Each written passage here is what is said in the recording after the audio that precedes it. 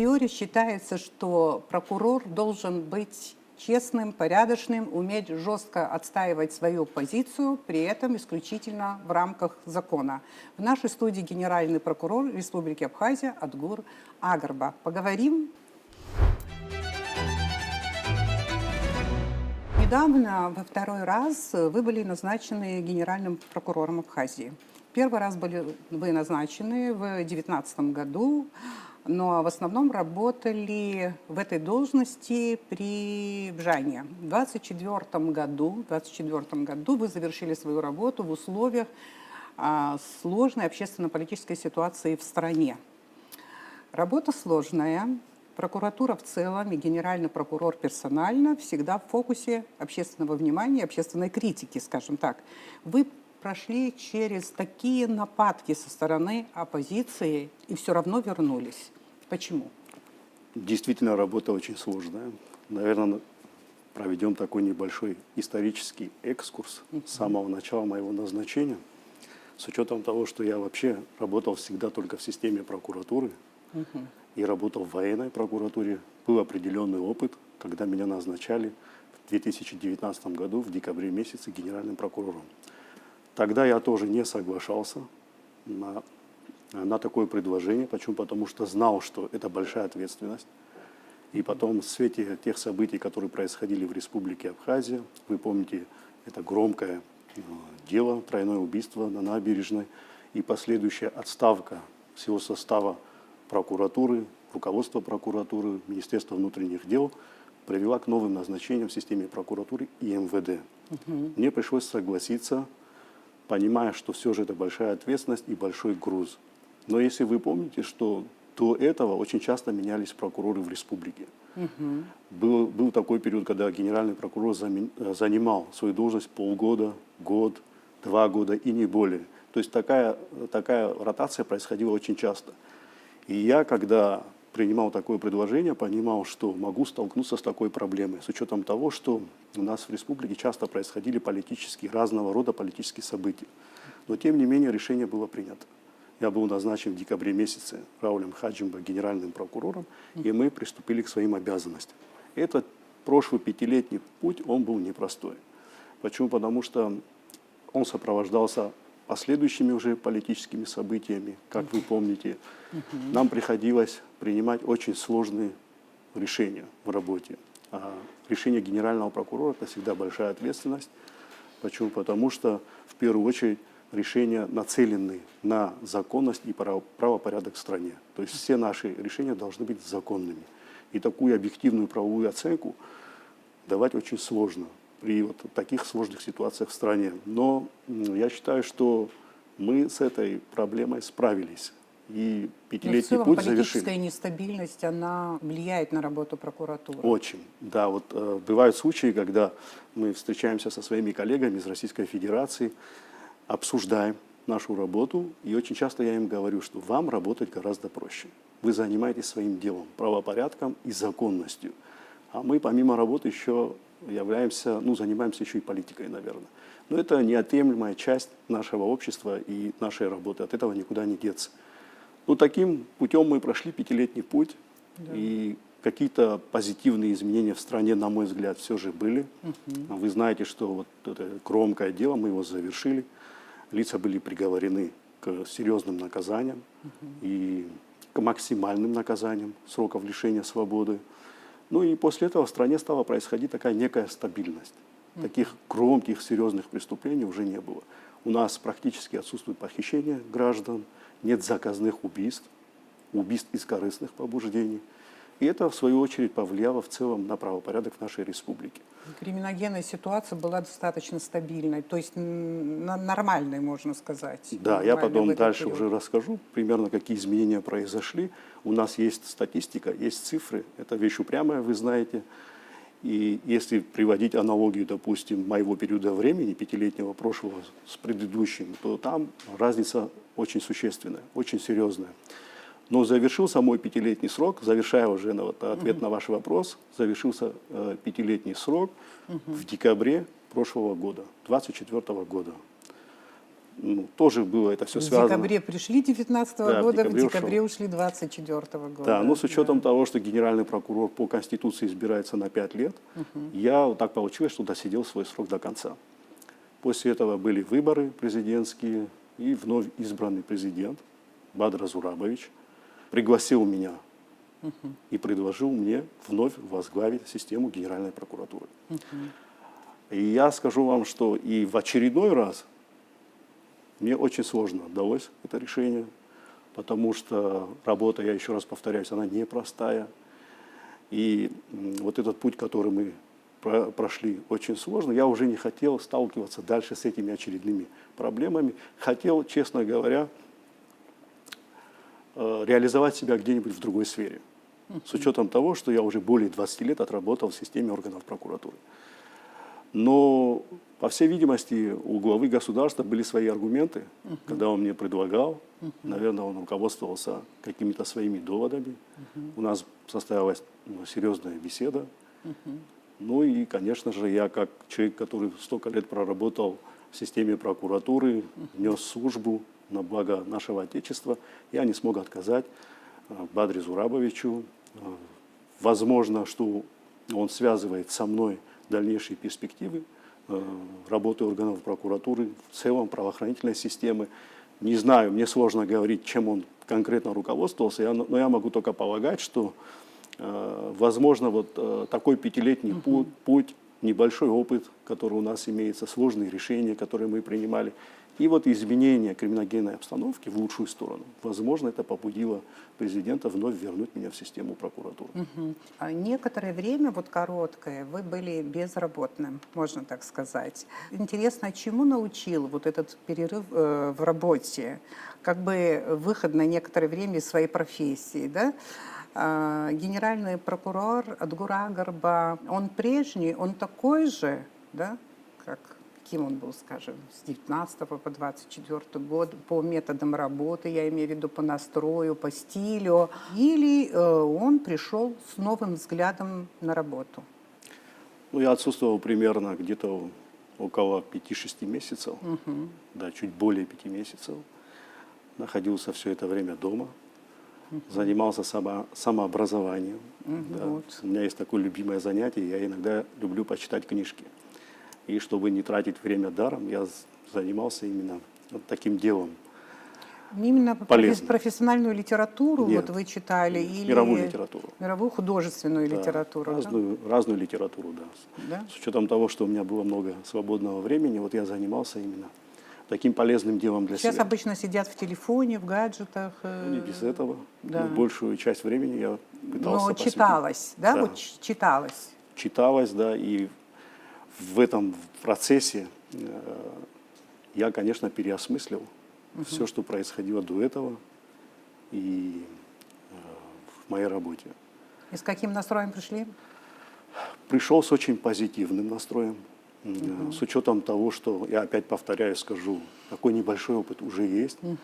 Когда уходил, когда мой срок завершался, ну, на многие вещи посмотрел немного иначе, сделал для себя определенные выводы, убедился в том, кто настоящий друг, кто коллега, просто по работе, и с кем необходимо дальше продолжать свой путь. И я считаю, что это большое достижение. Когда ты работаешь с людьми в одном коллективе, ты должен понимать, кто с тобой находится рядом. Неважно, кто напротив, самое главное, кто стоит рядом. Есть такая поговорка, и она вполне уместная. И сейчас уже, когда я вернулся, естественно, с таким взглядом новым, с небольшим своим опытом, конечно же, все решения, которые в дальнейшем будут приниматься, и дальнейшая наша работа, которая будет складываться, она будет иметь немного другой формат и будет носить немного другой характер. Уже с учетом вот такого своего пребывания в системе прокуратуры на должности генерального прокурора предыдущих 5 лет, вот такой небольшой опыт, я считаю, что у меня сегодня имеется. Ну и, конечно, Это, наверное, тоже такое небольшое достижение. Помимо... Вот как раз в развитии темы я тоже соглашусь с тем, что всегда важно, с кем ты работаешь. Дело даже не в том, там, кто-то тебе друг или не друг. Можно вообще не дружить, общаться только по работе, да, вот, но проблема все же в другом. Насколько профессиональна и честна твоя команда, скажем, да, ваша команда. Это касается каждого, кто является руководителем. И поэтому хочу спросить, вы планируете серьезное кадровое обновление прокуратуры? Ну, я вам скажу так, что эти уже изменения происходят в прокуратуре. Это уже чуть более 2 месяцев нахожусь там. Если вы заметили, мы освободили от занимаемой должности заместителя генерального прокурора, который курировал следствие. Его место занял другой прокурор, более молодой, тоже с большим опытом, который с характером, и человек, который способен и готов сегодня принимать очень серьезные решения в прокуратуре. А уволили, можно сказать, по какой причине Мы его заместителя не генпрокурора? уволили, мы его не уволили. Он сам изъявил желание, написал заявление и был освобожден.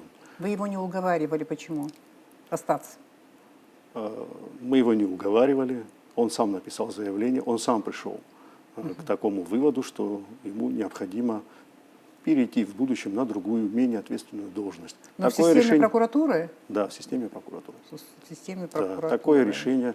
Что значит новый, вот кого вы назначили, он с характером? Что это значит? Что имеется в виду? Молодой, амбициозный парень, который много лет проработал в системе прокуратуры на разных должностях, работал в следственном управлении долгое время, набрался большого опыта в этом направлении. Потом работал заместителем прокурора города Сухум. На этом ответственном участке зарекомендовал себя крайне положительно. Это один из тех человек, который всегда выделялся в системе прокуратуры. Может, под характером имеется в виду принципиальность? Да, Вы да, это я об хотели этом и говорю, сказать? да. Принципиальный, человек с характером, а характер в таких силовых структурах, он всегда необходим. Эта практика показала, наш опыт, поэтому выбор был сделан, и выбор пал на него. И сегодня он занимает эту должность, на мой взгляд, по праву. Помимо этого, я хочу добавить, что еще были приняты другие кадровые решения. Есть прокуроры, у которых истекли сроки полномочий. А в соответствии с законом о прокуратуре они тоже назначаются на 5 лет. И вот некоторые прокуроры уже во время моего возвращения, у них истекли полномочия. Ну, сегодня они находятся в распоряжении кадров. На их места мы уже практически назначили других людей, более профессионально подготовленных. Это вот, по моему мнению, на мой взгляд, и прокуроры, за исключением одного района, в других местах мы уже укомплектовали прокуроров. Есть еще у нас вакансии в Генеральной прокуратуре. Вот когда мы завершим вот такую небольшую кадровую реформу в прокуратуре, тогда мы, я думаю, что выйдем на новые рельсы работы. Во всяком случае, мы так планируем. Всегда, когда в стране происходят кадровые назначения, речь не идет только о прокуратуре, вообще где бы, да, на любом уровне, когда они происходят, в исполнительной власти, да, вот в особенности, всегда очень много разговоров по поводу того, вот, насколько обоснованы это назначение или насколько обоснованы увольнения, да, какими критериями обычно руководствуются, когда назначают и так далее, и так далее. Вы знаете, в обществе очень много критики звучит вот по этому поводу и так далее. Поэтому хочется здесь тоже вот знать критерии вот какие. Почему я это говорю? Как-то я беседовала с одним молодым амбициозным руководителем. Планы очень такие грандиозные, и харизма есть, и все, что хотите, и вот такая надежда, такой оптимизм, что в этом ведомстве все будет хорошо. Через какое-то время, просто общаясь, я услышала некие такие разговоры, просто я не утверждаю, что это имеет место быть, потому что у меня, в принципе, фактов конкретных нет, никого я за руку не поймала. Но что в этом ведомстве очень многие сотрудники практикуют, активно практикуют взятки. Все это время вот меня мучает мысль, этот руководитель в курсе, либо он не в курсе, либо для него, может быть, это не так важно. Я вот о честности вот и так далее. Вот помимо профессионализма, это тоже, видимо, очень важно, и тем более это важно в вашей структуре, так мне кажется, да? Вот поэтому для вас что важно, помимо профессионализма? В первую очередь порядочность. С учетом того, что сотрудники прокуратуры и прокуратура в целом осуществляет надзор за исполнением законодательства и соблюдением Конституции. Другие люди работать в прокуратуре не могут. Говорят разное. До меня тоже доходят разные слухи, но я лично пока за руку никого не ловил. Мне сложно об этом говорить, то, что вы сейчас озвучиваете. Хотя я не исключаю, что, возможно, такие факты имеют место быть. Но при назначении, в свою очередь, хочу сказать, что я назначаю прокуроров районов или каких-либо других уровней прокуроров, руководствуюсь в первую очередь его порядочностью, профессионализмом, способностью принимать сложные решения. Это вот то, что необходимо сотруднику прокуратуры. Много ли женщин работает в вашей структуре, и при назначении имеет ли это значение для вас? Вот какая-то есть гендерная чувствительность, вы хотите, чтобы был какой-то баланс и так далее, либо нет, вот вы говорите, нужен человек принципиальный, профессиональный, честный, порядочный, все, вот это важно. Вот это имеет значение, женщина или мужчина прокурор? То у нас сегодня в прокуратуре 128 человек. Это прокурорско-следственных работников, за исключением гражданского и технического персонала. В общем, 200 человек работает по республике в прокуратуре. Если брать процентное соотношение, то сегодня 55% сотрудников прокуратуры составляют мужчины, лица мужского пола. 45% это женщины. Поэтому говорить о гендерном неравенстве в прокуратуре Республики Абхазия не приходится. Почему вообще такой стереотип сложился, что вот в прокуратуре должны работать мужчины? Я так понимаю, потому что прокуратура – это тоже правоохранительный орган. Хоть и координирует систему правоохранительных структур, она сама является правоохранительным органом. И люди в ней несут службу. Мы все в форме, в погонах несем службу. Вообще, вот, мы проводили аналитику, как это происходит у наших коллег в Российской Федерации. И у меня была возможность ознакомиться с прокуратурой России. Ей сегодня 303 года прокуратуре России. Она была образована в 1722 году Петром I. До распада Царской империи в прокуратуре России ни одной женщины не работало, чтобы вы понимали. Потому что считалось, что женщины, они менее устойчивы к стрессовым ситуациям. Мужчины психологически, эмоционально, морально более устойчивы. И они готовы выдерживать вот это давление и нагрузку, с которым связана их работа. А вот ваш опыт что показал? Вот 5 лет работы, там много женщин рядом с вами работали. Вот чем-то женщины отличаются вот при реализации своих полномочий? Никого обижать не хочу, Да. но скажу абсолютно откровенно. Да. Я сейчас завершу свою мысль и потом скажу. Хорошо, да. давайте. Если вы обратили внимание, в руководстве прокуратуры никогда не было женщины в Абхазии. И в Российской Федерации тоже. Ну, это, наверное, тоже непросто. Во-первых, у мужчин лучше получается выстраивать взаимоотношения со своими коллегами. И мужчины являются по природе более устойчивыми и авторитетными в таких сложных структурах, как правоохранительные органы. Это доказала практика и опыт работы, многолетний опыт работы. Что касается женщин в Абхазии и моих коллег, с которыми я сегодня работаю, я вам хочу сказать, что у женщин очень хороший аналитический склад ума. Они очень хорошо ориентируются, у них очень хорошая интуиция в работе, вот на что я обратил внимание, и они очень трудолюбивые. Но в прокуратуре Абхазии никогда не было генерального прокурора женщины. Почему? Потому что не нужно забывать еще одну такую важную вещь. Женщина, помимо того, что она будет служить своей родине, своему государству, у нее еще есть домашний очаг. И вот разделиться между такими двумя серьезными вещами очень сложно. Поэтому на первом месте все же должна быть семья. Возможно, все это время и руководствовались такими критериями. Так говорили в отношении министров обороны в разных странах, министров внутренних дел и так далее, но там этот стереотип уже разрушен. А здесь тоже можно сказать, что этот стереотип однажды будет разрушен, коль так много женщин в вашей системе прокуратуры. Хотя я скажу так, что я не считаю, что женщины не способны возглавить прокуратуру и руководить. Но мужчины более адаптированы к этой работе. Это В развитии этой же темы молодежь идет в прокуратуру или охотно, или приходится их уговаривать? в соответствии с законом о прокуратуре есть определенный порядок приема граждан в органы прокуратуры. Очень сложная процедура. Нам даже не нужен подбор кадров, конкурсный подбор кадров. Он нам не нужен и не требуется. Почему? Потому что закон все вот так прямо очень серьезно регулирует вот такое принятие граждан на работу в органы прокуратуры. Это очень сложная процедура. Значит, чтобы устроиться на работу в органы прокуратуры, необходимо быть в первую очередь гражданином Республики Абхазия и иметь высшее юридическое образование. Параллельно, учась и являясь студентом юридического факультета, можно обратиться на имя генерального прокурора для того, чтобы его приняли в органы прокуратуры в качестве общественного помощника. Есть такая норма в законодательстве, которая определяет такую процедуру.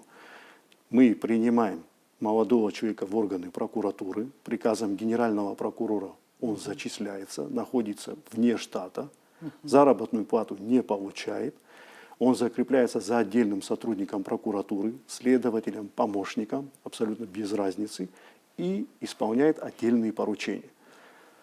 Параллельно он проходит обучение в высшем учебном заведении. Таким образом, проходя обучение там, он набирается опыта, уже находясь в органах прокуратуры. Это может длиться 2, 3 года, 4 года, до 5 лет. Какой-то резерв готовится. Обязательно. Но вот этой Вот возможности у нас многие у нас студенты... происходит вот такая процедура. И очень много таких ребят сегодня у нас в прокуратуре, которые учатся и находятся у нас, числятся общественными помощниками. На протяжении всего этого времени, естественно, мы за ними внимательно следим, за тем, какие у них способности, как они проявляют отношения, какое отношение они проявляют к работе, как они исполняют поручения, отдельные поручения следователей и прокуроров. И уже по завершении вуза, когда они получают дипломы, тот прокурор, в ведении которого находится общественный помощник, он представляет характеристику в отношении этого молодого специалиста. Но это еще не все. Ну, да. Это еще не все. Что у вас Закон еще? предусматривает следующее.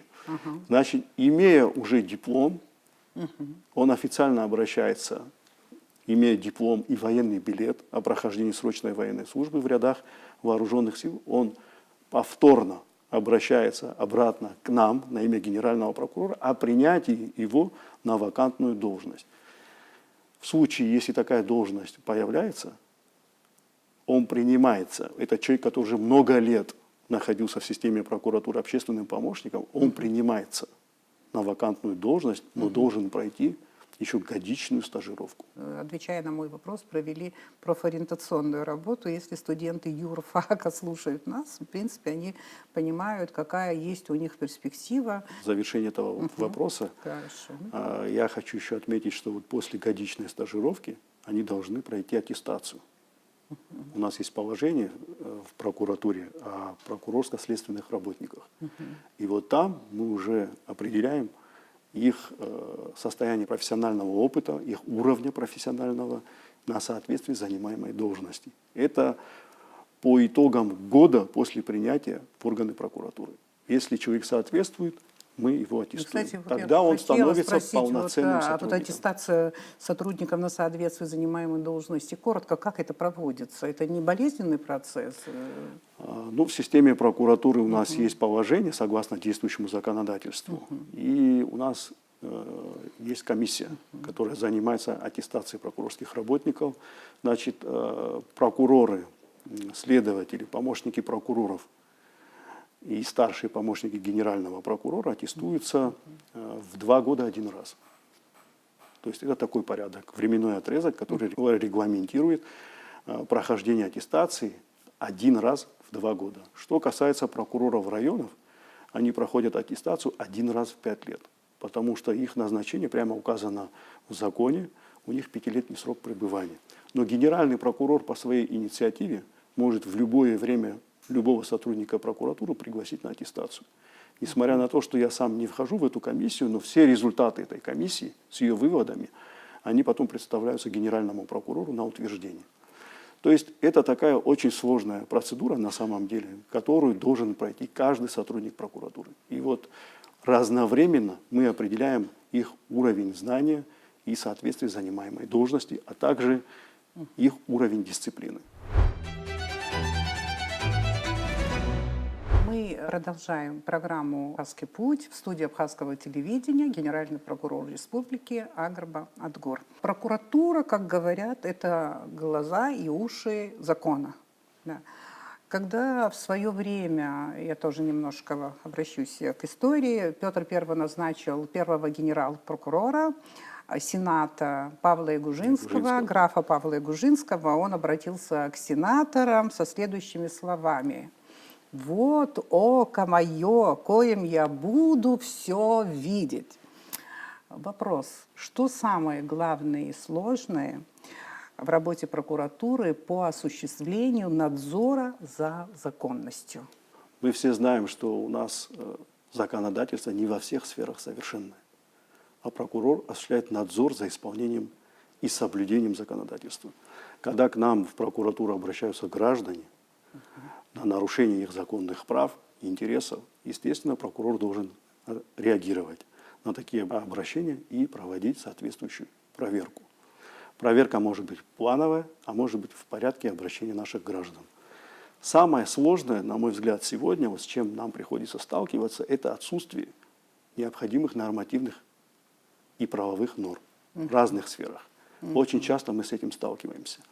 Вот проводим проверку, вроде бы ее завершили, все абсолютно ясно, но нет нормы, которая регламентирует тот или иной порядок. И очень сложно принимать окончательное решение.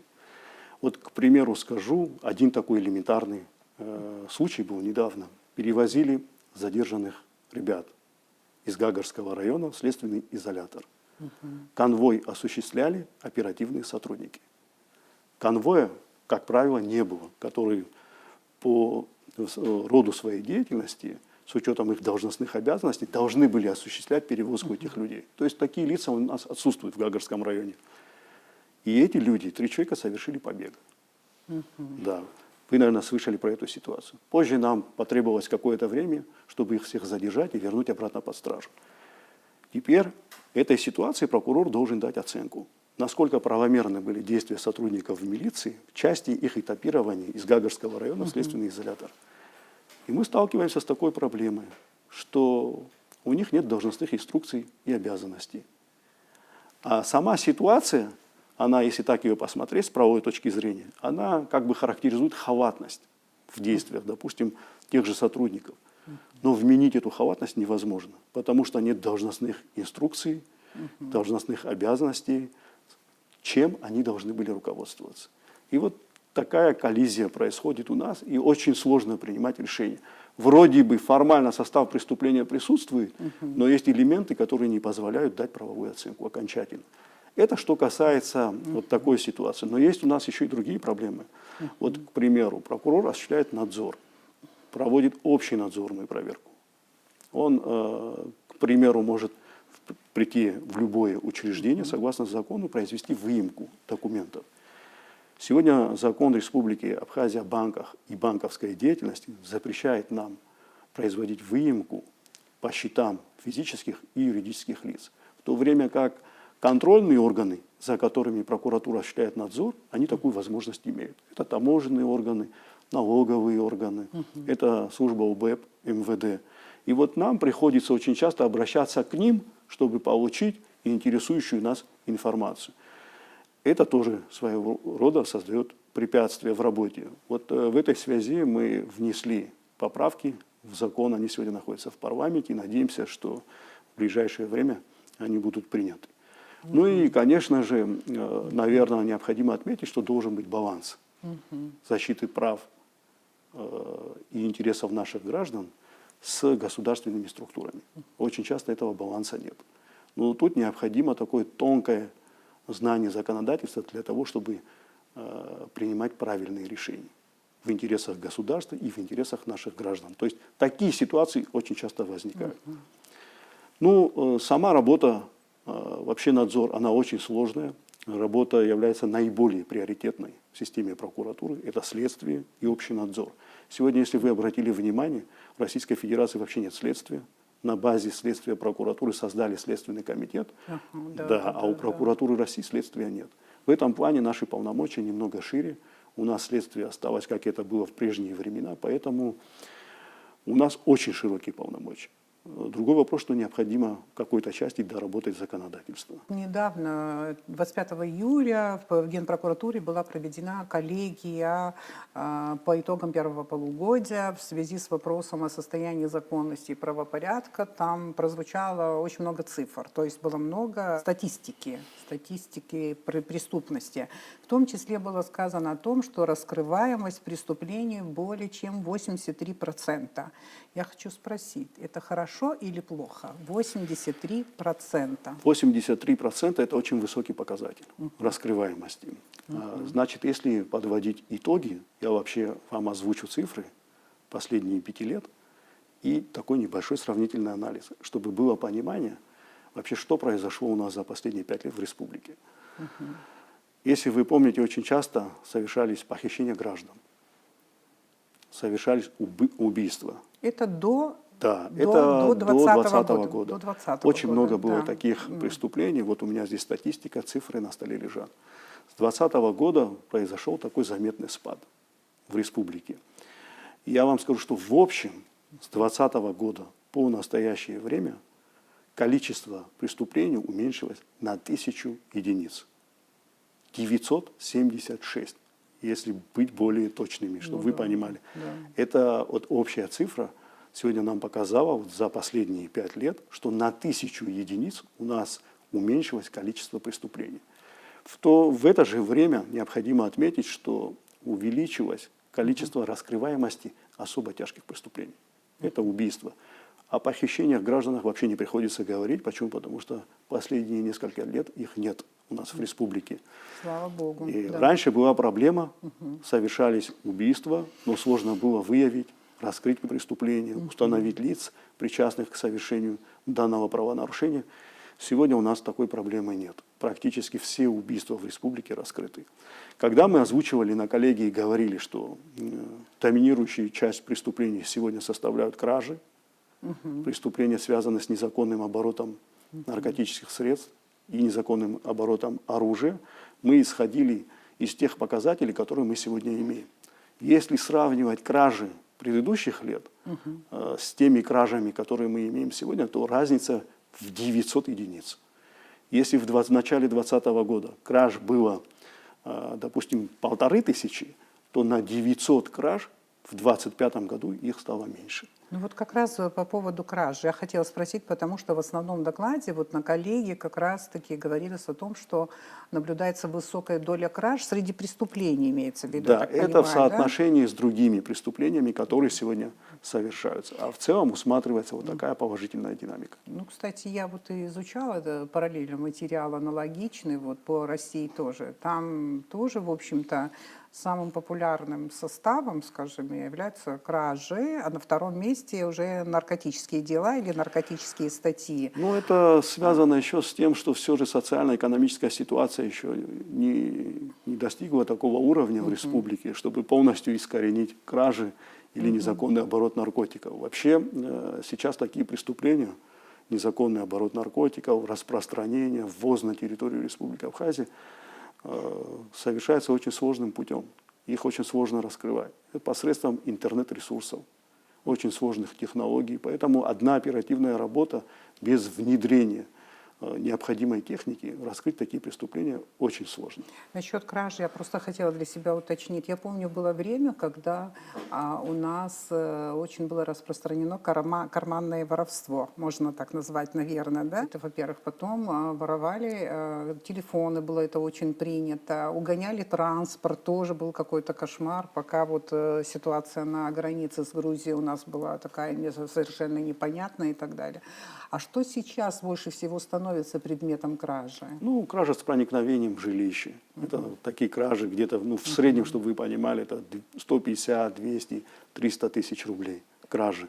Такой массовости похищения телефонов сегодня уже нет. Почему? Потому что есть технологии, которые позволяют быстро установить лицо, которое совершает кражу телефонов. Поэтому от этого мы уже ушли. Вот то, что было раньше, этого нет. А так разные кражи, незначительные кражи и мелкие кражи. Ну, в эту цифру вошли все кражи, которые совершаются сегодня у нас в республике. Так отдельно что-то взять и выделить очень сложно. Вы смотрите программу «Абхазский путь». Мы беседуем с генеральным прокурором республики. Борьба с незаконным оборотом наркотиков, которая остается, получается, сложнейшей задачей в нашей стране. В недавнем интервью абхазскому телевидению руководитель УКОН Настамур Пачаля рассказала о ситуации и в том числе о том, насколько мизерны ресурсы для работы этой структуры. А я хочу задать такой вопрос о роли прокуратуры в противодействии незаконному наркообороту на территории нашей страны. В первую очередь, конечно, это задача Министерства внутренних дел, которое непосредственно осуществляет эту функцию. Мы в качестве надзора, Генеральная прокуратура, согласно указу президента от 2006 года проводим координационные совещания. Это один из способов и задач участия прокурора вот в таких сложных делах, как незаконное распространение наркотических препаратов. Проводим координационные совещания один раз в квартал. То есть у нас ежеквартально проводятся по наиболее актуальным и сложным вопросам в республике проводятся координационные совещания. Туда входят и министр внутренних дел, и председатель службы государственной безопасности, практически все представители правоохранительных органов. Мы проводим небольшой анализ за определенный период времени, и нам все руководители представляют информацию, а также результаты о проделанной работе и проблемы. С учетом этого мы, прокуратура, проводим дальнейший анализ. И, конечно, принимаем необходимые меры, планируем дальнейшую совместную работу и даем им поручения, указания, как дальше выстраивать уже работу в этом направлении. Вот по результатам координационных совещаний у нас принимается решение, с которым все ознакомливаются со всем механизмом, который там прописывается, и они должны в определенное установленное время, в течение 2-3 месяцев, ситуацию менять в лучшую сторону. Вот такое участие прокуратуры, оно обусловлено действующим законодательством. На коллегии вашей вот тоже было отмечено увеличение количества преступлений, совершаемых иностранными гражданами. Можно все же уточнить, у меня возник какой вопрос.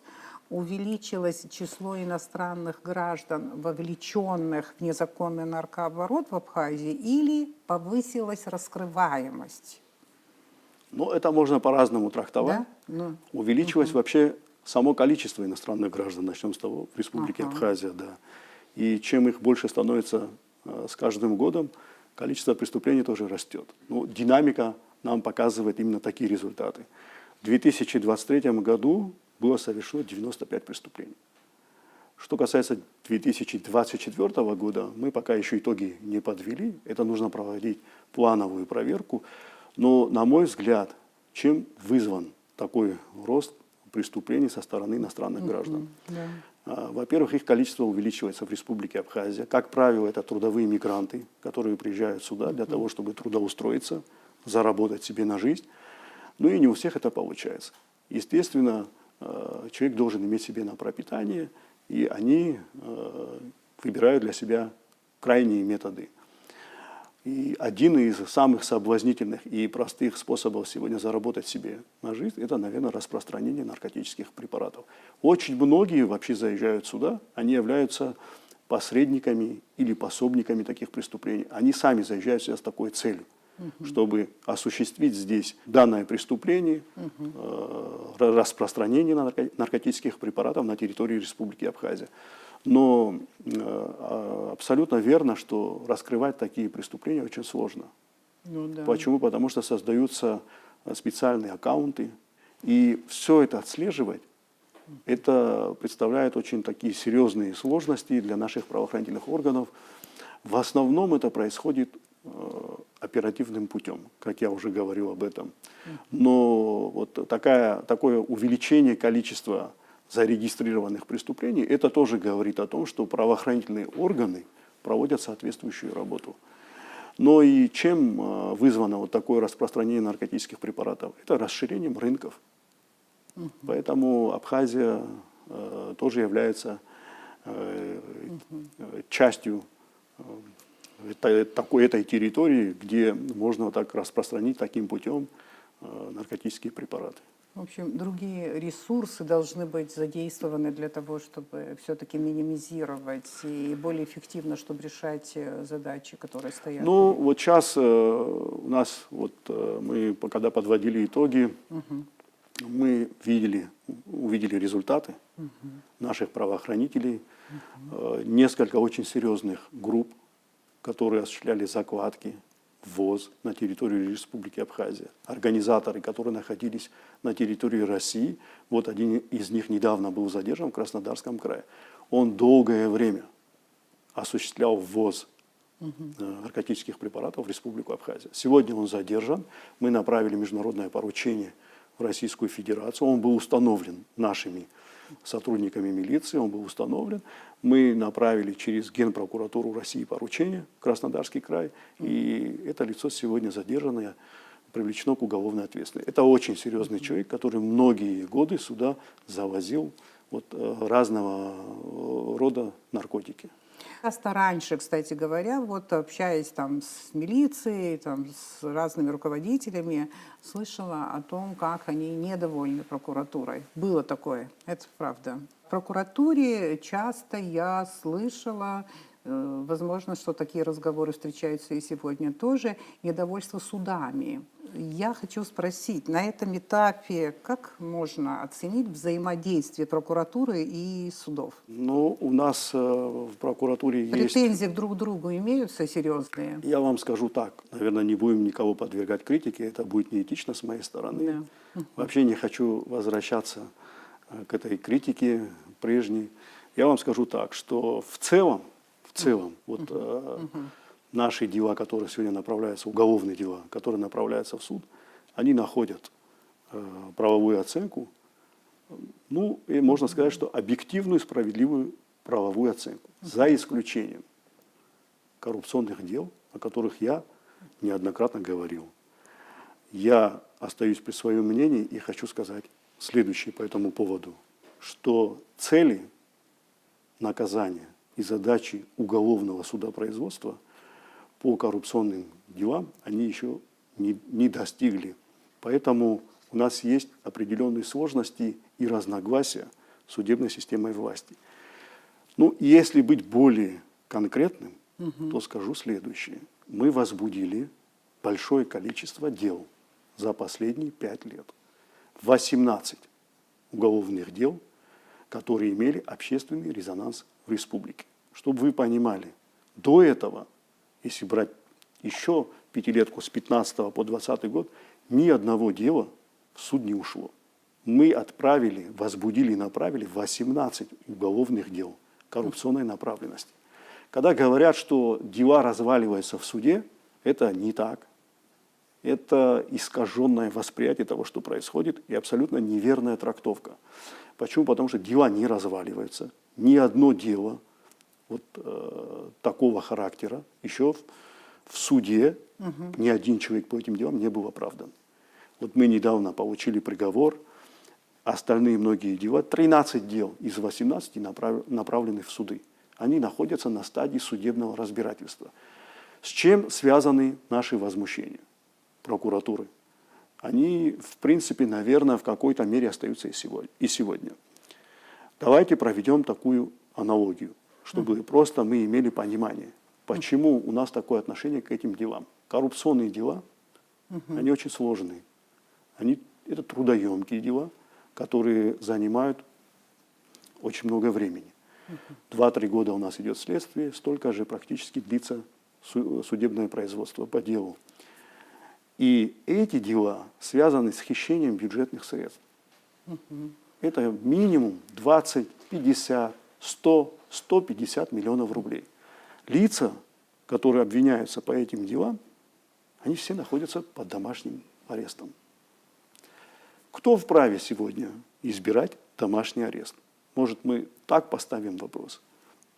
За 5 лет моего нахождения в Генеральной прокуратуре ни один следователь, ни один прокурор сам такую меру пресечения никому не избирал. По всем таким резонансным делам мы направляем материалы для избрания меры пресечения в виде заключения под стражу. Абсолютно согласен с тем, что есть норма, которая позволяет сегодня тому же следователю и судье избрать домашний арест. Другой вопрос, насколько это соразмерно совершенному деянию. Да, Я же об этом говорю. конечно. Да, была критика со стороны прокуратуры в адрес суда в свое время. Эта критика была. Но когда мы поняли, что от этой критики мало что меняется, мы стали просто дальше продолжать свою работу. На этом наша работа не завершилась.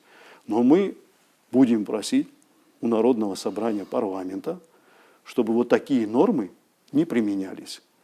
Человек, который совершил 150 миллионов рублей хищения бюджетных средств, ни одного дня не провел за решеткой, о какой цели наказания и справедливости наказания может идти речь. А теперь вот вы до этого меня спрашивали о кражах. Люди совершают кражи у нас в республике. 200-300 тысяч рублей хищение чужого имущества. Они все находятся за решеткой. Все отбывают свое наказание. Тогда вполне закономерный вопрос, а что у нас происходит по коррупционным делам? Почему люди, которые совершают хищение у государства в особо крупном размере, они не должны находиться за решеткой? Вот такой вопрос. Это очень сложный процесс вообще по этим делам. Почему мы так болезненно на это реагируем? Это наш труд. И была определенная задача с моей стороны, ставилась в прокуратуре. И я считаю, что мы выполнили свою работу за 5 лет. Мы возбудили столько дел, сколько органы прокуратуры не знали ранее. Но эти дела должны найти свое справедливое завершение. Наше правосудие, роль прокуратуры переоценить невозможно. Поговорка, что где нет прокурора, там нет и справедливости. Если решение судьи прокурора не устраивает, у него есть право подать апелляцию. Это норма хрестоматийная. А я хочу спросить, как часто это происходит у нас? Практически по всем делам, которые я озвучил. По всем коррупционным делам, везде, где мы не достигли цели, все решения судов мы обжаловали. Все решения у нас имеются в прокуратуре. И чтобы было понимание, в любом случае окончательное решение выносит суд. Любая жалоба прокурора – это кассационная жалоба или жалоба, которая будет направлена в президиум по уголовным делам, все равно решение выносит суд, судебная власть. И по всем мерам пресечения, которым мы были не согласны, мы все меры пресечения обжаловали. Когда мы видим, что наказание несправедливо по другим делам, если сейчас говорить не о коррупционных делах, естественно, мы тоже вносим жалобы в кассационную коллегию по уголовным делам Верховного суда. Но по другим таким общеуголовного характера делам у нас таких серьезных претензий к судебной системе власти нет. Коррупционных дел в прокуратуре много? У нас много материалов, и материалы поступают из разных органов, в том числе и контрольной палаты. Вот как раз хотела уточнить, от контрольной палаты вот есть новые материалы? Вот В этом году поступило 2 или 3 материала, сейчас мне сложно точно сказать, материалы поступают. По некоторым материалам за 5 лет была дана оценка, материалам контрольной палаты, и один из таких материалов – это уголовное дело в отношении экс-гендиректора Абхазтоп. Это вот хищение 150 миллионов рублей. Кстати, осужден. Хищение 146 миллионов составило. Находится дома. Ему назначен штраф в виде 1,5 миллиона рублей. Но это решение тоже обжаловано в президиум Верховного суда. В целом у нас в прокуратуре сегодня есть материалы, которые мы сами выявляем и проводим по ним проверку. Они находятся в стадии разбирательства. Но, как я уже сказал, такие материалы, они требуют большого времени, много времени, по ним необходимо проводить исследования. Если это коррупционные материалы, то там необходимо проводить экспертизы, которые в Республике Абхазия не Но вот это назначаются. решение по Абхазтопу, я имею в виду, решение судьи, насколько оно противоречит законодательству нашему? 150 миллионов, там, я не знаю, или за 150, и человек осужден, и у него домашний арест. Это вообще что происходит? Нельзя сказать, что такое решение, оно незаконное. Мы Нельзя. говорим о справедливости наказания. Можно и по убийству человеку избрать домашний арест. Закон не запрещает. Но по убийству никто у нас дома не находится. То же самое и здесь. Если человек 300 тысяч похитил, находится под стражей, тогда 146 миллионов похитил, наверное, тоже там же должен находиться. Если проводить такую аналогию. Вот о чем речь идет. Мы не понимаем, почему именно по коррупционным делам у нас такая проблема. Об этом можно только догадываться. Но штраф 1,5 миллиона, вообще изначально ему назначили 12 лет лишения свободы судом первой инстанции. Потом сторона защиты обжаловала, и он получил наказание в виде 1,5 миллиона, штраф в виде 1,5 миллиона рублей. Но мы задаем вопрос, прокуратура. Из 146 миллионов похищенных ни одного рубля государству не возвращено за последние 5 лет. Это значит, с момента начала уголовного судопроизводства и до сегодняшнего дня этот человек ни одной копейки государству не вернул. Суд назначает ему 1,5 миллиона штраф. Насколько это справедливо? Вот у нас, я считаю, что это вполне закономерный вопрос. А это наш труд. Не, ну если вы говорите, что сидят за решеткой люди, которые, там, скажем, за хищение там, 200 тысяч, 300 тысяч рублей. Это там, несложно проверить. Вы можете сами получить информацию при необходимости. У нас кража части 3, где даже вот от 5 до 8 лет лишения свободы, основное наказание – штраф. Можно похитить 200-250 тысяч рублей. Твои действия подпадают под часть 3 статьи 155. Это тайное хищение чужого имущества. Там люди находятся под стражей. Не говоря уже о тех, которые совершают кражу по части 4 в особо крупном размере. Там тоже до 300 тысяч рублей, чуть более. Но там у нас проблем таких не возникает. А вот здесь, где дела коррупционные, которые носят крайне негативный характер, вообще коррупция же это очень сложное явление, оно же разрушает нашу государственность. И где у нас вот такие серьезные дела, и мы, в принципе, ориентировали всю прокуратуру в 2022-2023 году, всю правоохранительную систему, мы тогда ориентировали на раскрытие таких преступлений. И на выходе имеем такой результат. Нам просто обидно за то, что мы много лет занимаемся вот такими сложными делами, а наказание, вот как я говорил, цели наказания не достигли своего предназначения. Если можно так Вопрос выразиться. к законодателям, или вот этот вопрос больше, или к судье? Может, надо на самом деле само законодательство менять, чтобы у судьи не было возможности... У судьи есть альтернатива в принятии такого решения. Мы не можем сказать, что это решение незаконное.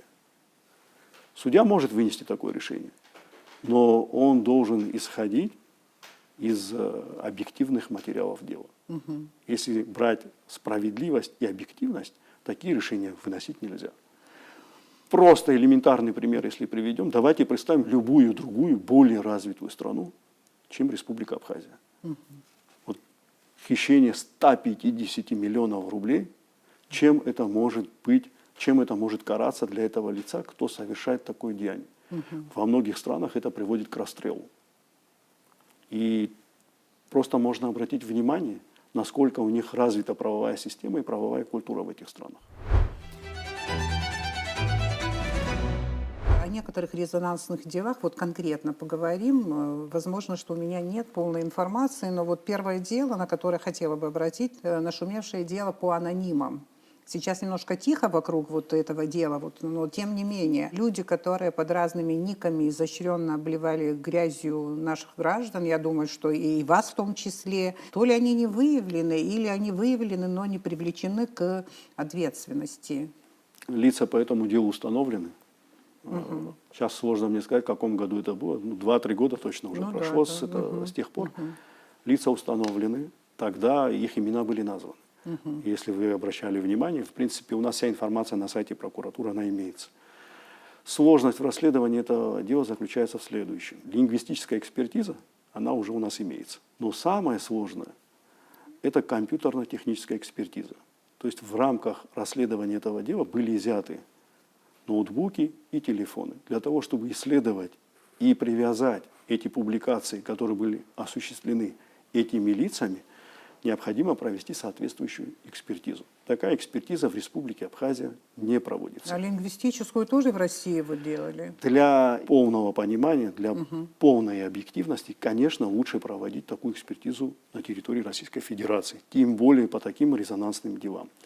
Но на сегодняшний день затягивается ход следствия по этому делу только лишь по одной причине. Потому что мы до сих пор не получили результаты компьютерно-технической экспертизы. Мы очень часто с ними связываемся для того, чтобы понять, в чем заключается проблема. Нам говорят, что они очень загружены. Вообще это очень сложная экспертиза. Там необходимы специальные познания. И вот по этой причине не представляется представить по настоящее время заключение в прокуратуру. Вот когда мы получим это заключение, тогда, конечно, мы дадим уже окончательную правовую оценку по ним. Все вот эти экспертизы вы осуществляете в Российской Федерации, а вот в Абхазии вообще, у нас же есть целый институт, насколько я знаю, или вот этого института судебной экспертизы нет таких возможностей. Чем они занимаются? Они не могут вам помочь? Мы не все экспертизы проводим в России. Там проводятся только сложные экспертизы, объемные. Это бухгалтерские, это товароведческие, это молекулярно-генетические экспертизы. Бухгалтерские экспертизы в основном проводятся по коррупционным делам.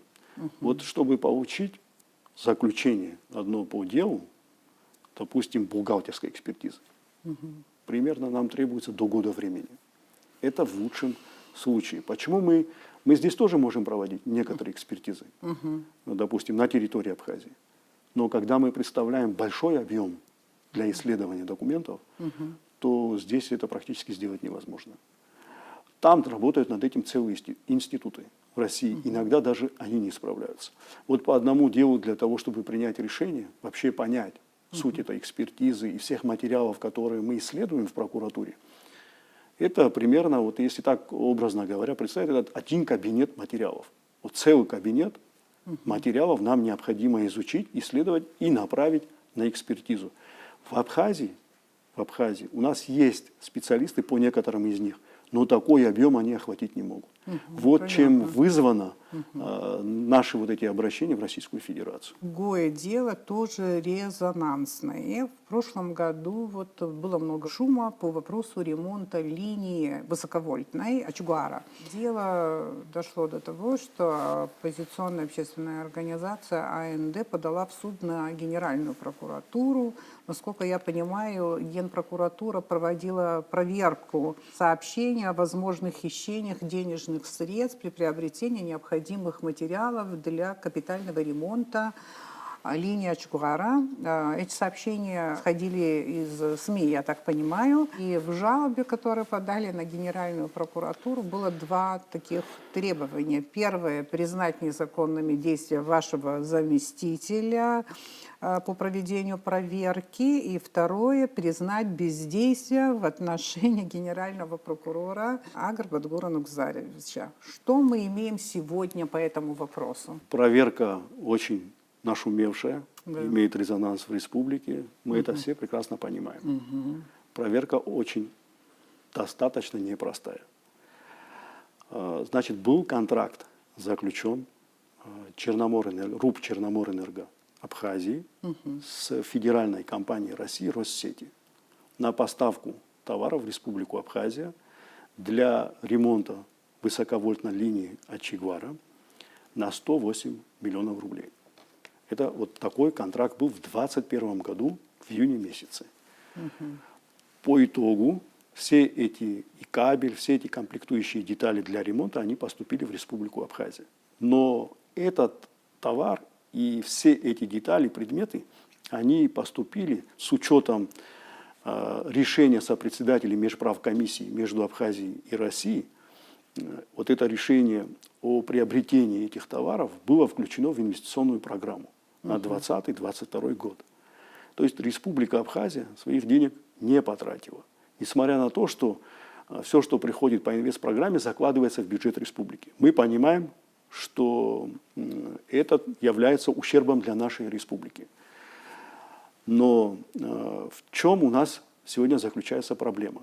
Действительно, люди, которые озвучивали эту ситуацию, приводили в пример, что имеются определенные завышения в части приобретения этих товаров. Их можно определить визуальным способом. Они обратились к нам в прокуратуру, вернее, мы их пригласили. Они озвучили это в интернет-пространстве, в интернет-ресурсах, если мне не изменяет память. Это была, такая публикация была на Аяшара. Мы пригласили этих людей, отобрали у них объяснения и начали проверку. Проверка была общенадзорная с самого начала в прокуратуре. Почему проводилась общенадзорная проверка по такому серьезному резонансному материалу? Потому что общенадзорная проверка не предусматривает сроков исполнения самой проверки. Да. Для того, чтобы прокуратура имела больше возможностей и времени уже установить факт хищения или нецелевого использования, или неэффективного использования этих средств, нам требовалось время. Я тогда понимал, когда я принимал решение, генеральный прокурор определяет, какое управление будет заниматься, общенадзорное или следственное управление Генпрокуратуры. Я направил это в общенадзорное управление. Почему? Потому что уже на том этапе я понимал, что все эти детали, в том числе этот кабель, о котором мы говорим, они пришли из Российской Федерации. Я понимал, что нам придется направлять международное поручение в Россию. Ну да. Да, и весь этот процесс, само событие происходило, получается, в Российской Федерации. Значит, нам необходимо допросить людей, где готовили этот кабель, где приобретали эти детали комплектующие, крепежи, винты, там очень много всяких, газотрос вместе с этим кабелем. Все это пришло из Российской Федерации. Нам нужно было определить рыночную стоимость и получить саму спецификацию из завода, от завода-изготовителя. Это сделать за 1 месяц, 2 месяца невозможно. С учетом того, что когда мы, как мы планировали получить все эти данные, потом необходимо назначать уже экспертизу товароведческую. То, что сегодня и происходит в прокуратуре республики. Тогда была направлена проверка в общий надзор. Потом, да, наши действия обжаловали через полгода, примерно в суд. Суд принял решение о необходимости проведения доследственной проверки. Я переадресовал эту проверку в следственное управление. Но ничего ведь не изменилось. Проверка все равно требует время. И я просто хочу это донести, чтобы многие имели понимание. Проверка не приостановлена. Она продолжается. И она находится где-то на предпоследней стадии сегодня в прокуратуре. Я уверяю вас, что очень скоро мы примем решение. В чем заключается проблема? Более 70 позиций, которые были направлены тогда, куплены Российской Федерации, направлены по инвестпрограмме, вот в рамках этого контракта, более 70 позиций мы изучили, да, мы направили запросы, мы практически всех опросили, мы получили всю документацию. Сегодня к нам разновременно поступают материалы. Вот недавно, недели 2 назад, поступил очередной международный материал, поступили очередные. Это уже где-то завершающая стадия. И вот сейчас, в скором времени, мы ожидаем уже завершающие материалы вместе с товароведческой экспертизой, и мы обязательно дадим этому правовую оценку. Пожар в галерее, в картинной галерее. По этому вопросу, вы знаете, высказывалось очень много людей. Были телерепортажи, публикации, посты разного рода в интернет-ресурсах. В этом процессе вот мне показалось, что люди, знающие ситуацию, которая предшествовала этой трагедии, что чего-то не договаривают. Узнаем ли мы всю правду? Надежда все же на прокуратуру. Я хочу просто спросить, как продвигается расследование? Вы, наверное, не обращали внимания, но Здесь тоже экспертиза за пределами Абхазии нужна? Или? Все мероприятия уже выполнены.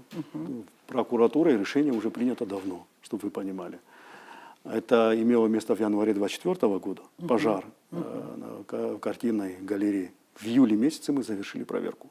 Мы направили в кабинет министров на имя премьер-министра официальное письмо и информацию о проделанной работе выложили на сайте. Значит, проверка завершена в полном объеме. Мы получили результаты комиссионной пожаротехнической экспертизы из России.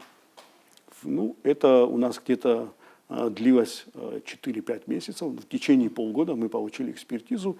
Там, в принципе, все развернуто написано. Есть выводы экспертов. И по результатам этих выводов мы приняли решение об отказе в возбуждении уголовного дела. Что явилось причиной пожара? Причиной пожара явилось замыкание электропроводки между потолком и кровлей, которая расположена над банком. Вы знаете, там рядом с галереей был расположен банк. Эксперты из Российской Федерации приехали к нам в Абхазию, мы их пригласили. Они провели все необходимые мероприятия, были изъяты необходимые предметы, кабели, провода. То есть практически неделю занимались этим вопросом.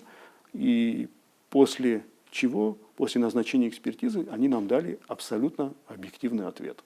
Так что никакого внешнего фактора воздействия на эту ситуацию, на возникновение пожара там не имеется. Пожар возник в результате замыкания электропроводки, и, как полагают эксперты, это могло произойти в результате перепада электроэнергии. Вы хотите сказать, что виноватых в этом деле нет? Нет, абсолютно. Материал отказан за отсутствием события преступления. Последнее вот из конкретных дело о нападении на избирательный участок 1 марта, в день второго тура выборов президента в поселке Цандрыб Габерского района. На какой стадии расследования в рамках этого дела?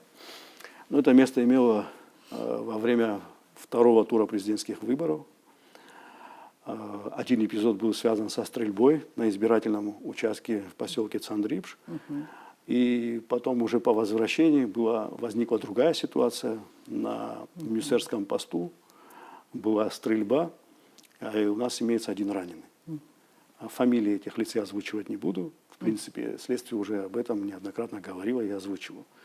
Два этих дела сегодня соединены в одно производство. То есть, когда дела соединяются, это происходит не просто так.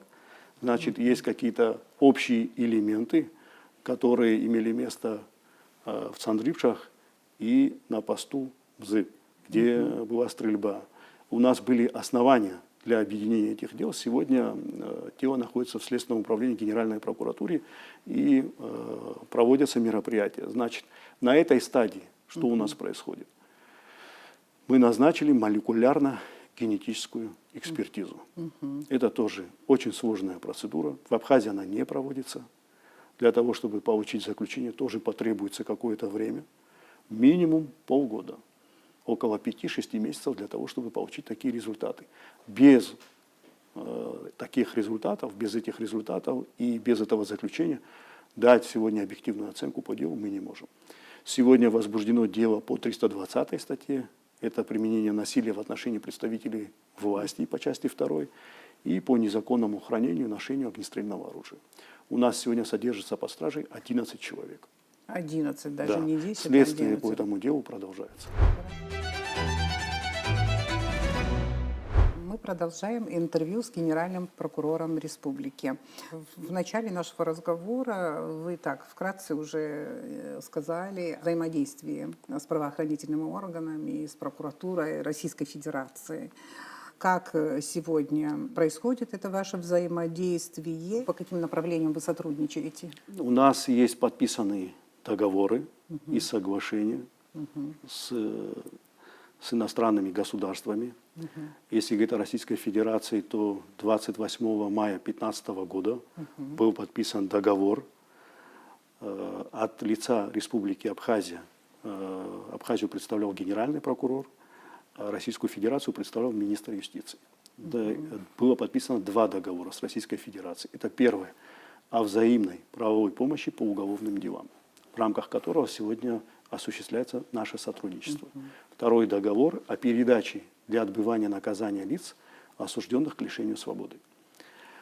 Оба этих договора вступили в силу по истечении определенного времени, и в 2016 году они уже, получив они уже получили юридическую силу и работают по настоящее время.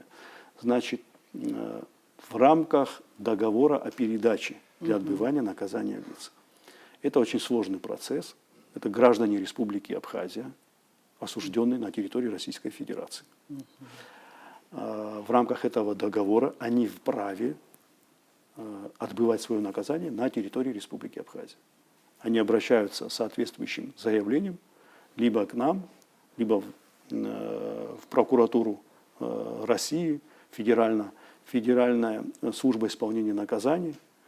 И вот потом через судебные инстанции эта процедура такая непростая, но тем не менее с 2016 года по настоящее время переведено около 50 человек в следственный изолятор нашей республики. Значит, вот такая тесная работа сегодня проходит с Российской Федерацией. Но сегодня возникла еще и другая ситуация. Необходимость подписания нового договора в отношении лиц, которым применяется наказание, не связанное с лишением свободы. В 2024 году к нам приезжала делегация из Министерства юстиции, и мы посчитали количество наших граждан, осужденных на территории России, которые находятся на свободе. К ним применены либо ограничения свободы, штрафы, либо условное наказание. Проблема возникает в том, что все эти лица, они должны отмечаться в правоохранительных органах России. А это означает, что они должны там находиться. И это создает определенные неудобства для них.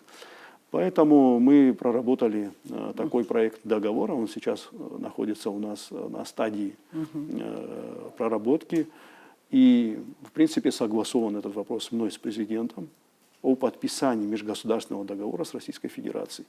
Я считаю, что это придаст удобства для наших граждан. Они, находясь здесь, в Республике Абхазия, будут исполнять наказание.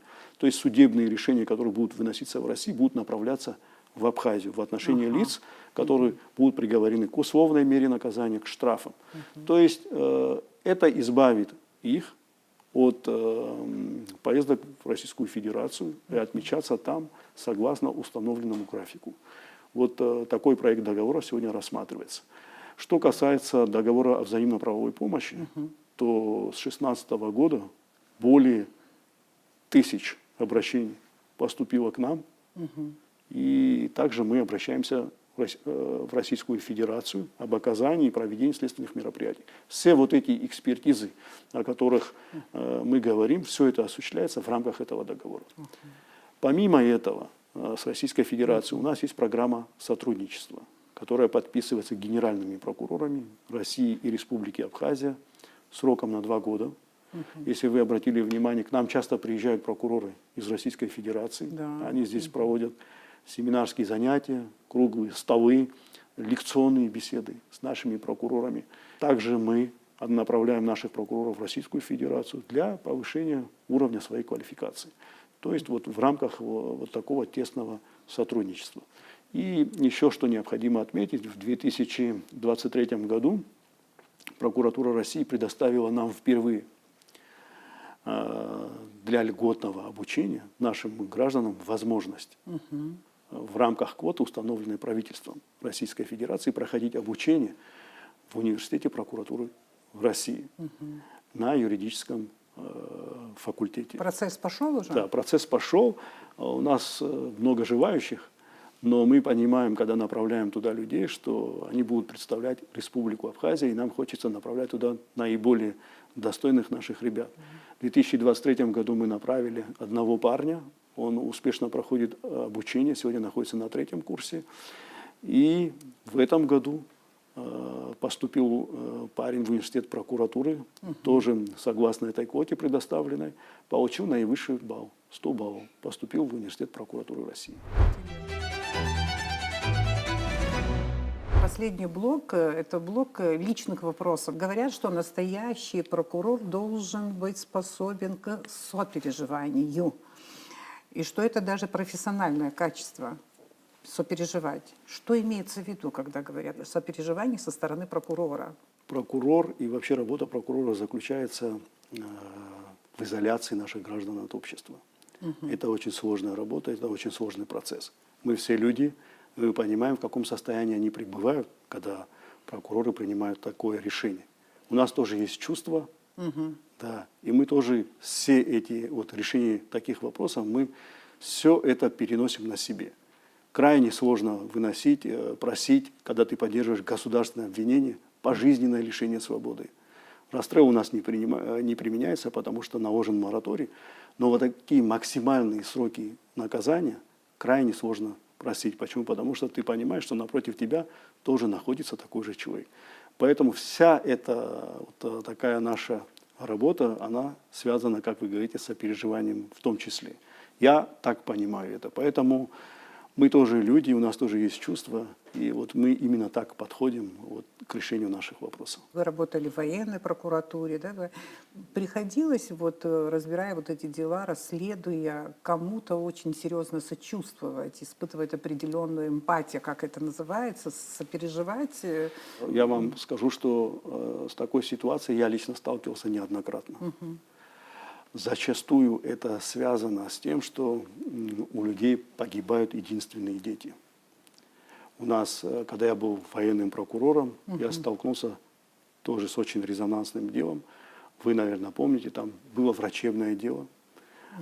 Девушка приехала в больницу сама на машине. Ей установили капельницу, назначили там прямо на месте препарат, и она впала в кому. Она была единственной дочкой своей матери. И вот это был очень сложный процесс. Мать не могла смириться с такой ситуацией, и я ее вполне понимаю. Она очень часто приходила ко мне на прием. Бывало, мы разговаривали с ней часами. Я понимал тогда для себя, что действительно нужно проявить к ней сочувствие и убедить ее, что мы это горе разделяем вместе с ней. И это дело мы довели тогда, конечно, до суда, есть судебное решение, но суть не в этом. Суть в том, что люди попадают в такие сложные ситуации, которые связаны вот с такими болезненными обстоятельствами. И, конечно, были еще другие ситуации, тоже связанные со смертью наших граждан, когда люди попадают в аварию, по 3-4 человека погибает, тебе необходимо туда выезжать, и ты сам непосредственно занимаешься этим процессом, сбором материала, находишься на месте происшествия. Ну, со временем, конечно, человек привыкает к этому, но чувства остаются. И вот такое сострадательное отношение, оно всегда присутствует у тех же прокуроров. Другой вопрос. Понедельник считается тяжелым рабочим днем.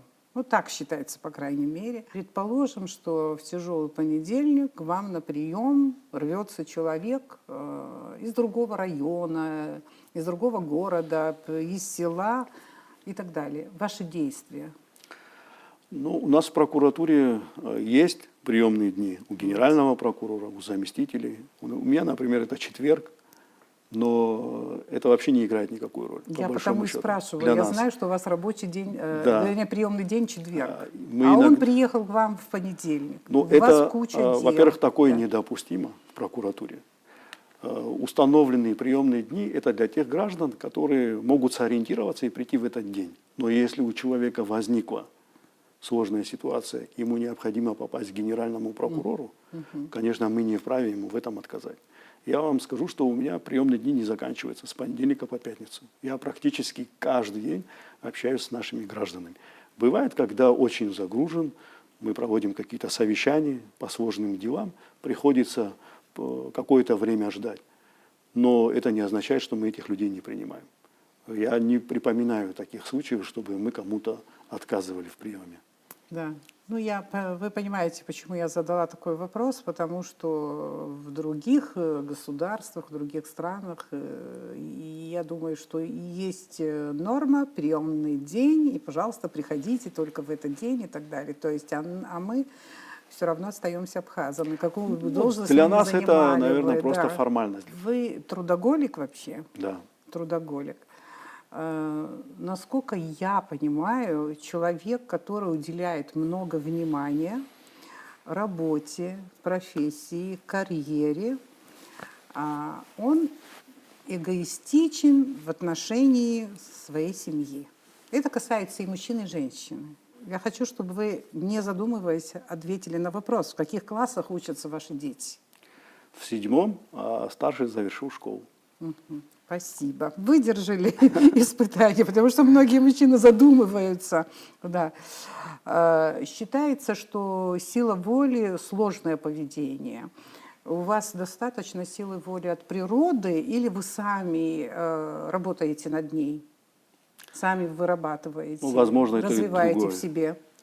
Возможно, и то, и другое. Но вообще я занимался спортом с детства, очень долгое время, и очень любил спорт. А спорт, как известно, дисциплинирует любого мужчину. И когда ты занимаешься очень долго, посвящаешь этому практически часть своей жизни, параллельно, естественно, ты занимаешься образованием, это формирует человека и формирует характер. В зависимости еще от того, каким спортом ты занимаешься. Если это единоборство, где перед тобой стоит цель победить, то это формирует гораздо быстрее. Возможно, такие факторы тоже повлияли на мой характер, на, как вы говорите, на силу воли, но и не только. Я думаю, что и присутствие моих родителей, моего отца, который с детства формировал меня, направлял, и вообще все, что он просил, фактически я сегодня выполнил.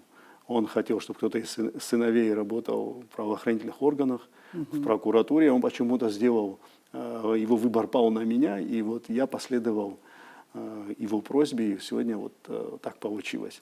Но вот все вот такие обстоятельства, наверное, повлияли на характер. Ну, да, еще говорят, что сила воли зависит даже от определенного гена. Вот я хотела бы на это тоже обратить внимание. И финальный вопрос, который мы задаем всем участникам нашей программы. Какую проблему вы считаете наиболее животрепещущей для нашего государства на этом этапе Абхазского пути? Но действительно у нашего государства немало проблем. Их более чем предостаточно, но наиболее такой серьезной проблемой, наверное, я все же выделю отсутствие полного признания нашей государственности. Вот когда у нас будет уже полная легитимность политическая и признание со стороны других стран, ряда стран, ключевых, которые сегодня задают тон в политике, вот когда мы достигнем такого уровня, я думаю, что тогда мы достигнем и стабильности. А все остальные вопросы экономического характера, социальные, культурные, они решатся само собой. Самое главное – это достижение нашей цели, к которой мы идем много лет. Это полное признание Республики Абхазия. Спасибо за беседу и за время, которое вы нам сегодня уделили. Очень надеюсь на то, что прокуратура наша всегда будет оставаться оплотом правопорядка и законности в нашей стране. И еще вот из определенной конкретики, которая прозвучала в нашей беседе, я хочу сделать вывод о том, что на самом деле сложные вопросы, а мы иногда требуем, чтобы сложные вопросы быстро были разрешены или решены, они не решаются простыми методами. И еще личность генерального прокурора – момент немаловажный. Благодарю вас за интервью. Сегодня понедельник. Удачной недели всем!